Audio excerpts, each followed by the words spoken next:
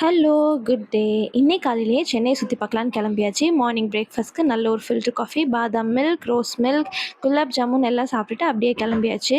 இப்போ நாங்கள் எங்கே போயிட்டுருக்கோம் அப்படின்னா, பாரிஸில் அர்மேனியன் ஸ்ட்ரீட்டுக்கு போயிட்டுருக்கோம். அங்கே இருக்க அந்தோனியார் கோயிலுக்கு போயிட்டுருக்கோம். நாங்கள் எப்போ சென்னை போனாலும் கண்டிப்பாக இந்த அந்தோனியார் கோயில் போயிடுவோம். ஏன்னா இது ரொம்ப பவர்ஃபுல், நிறைய மிராக்கிள்ஸ் நடக்கும்.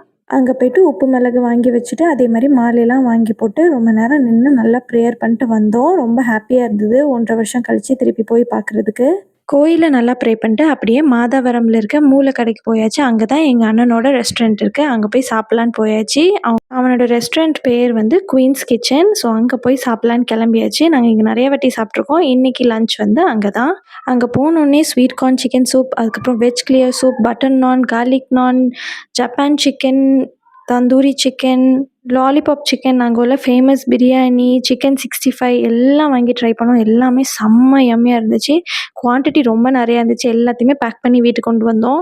இது என்னோட அண்ணனோட கடைனால நான் சொல்லலை, பட் டேஸ்ட் ரொம்ப சூப்பராக இருக்கும். நீங்கள் அந்த சைடில் இருந்தீங்க அப்படின்னா கண்டிப்பாக போய் ட்ரை பண்ணுங்கள். இது ஒரு மஸ்ட் ட்ரை ரெஸ்டாரண்ட், சூப்பராக இருக்கும்.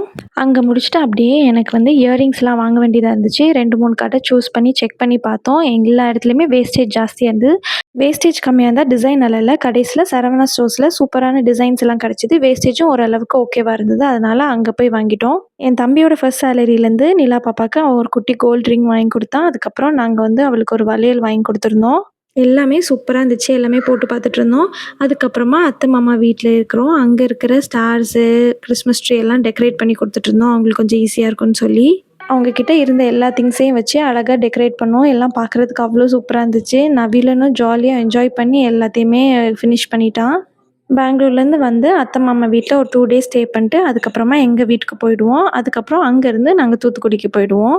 நாளைக்கு வேறொரு இன்ட்ரெஸ்டிங்கான வீடியோவில் பார்க்கலாம். பாய்.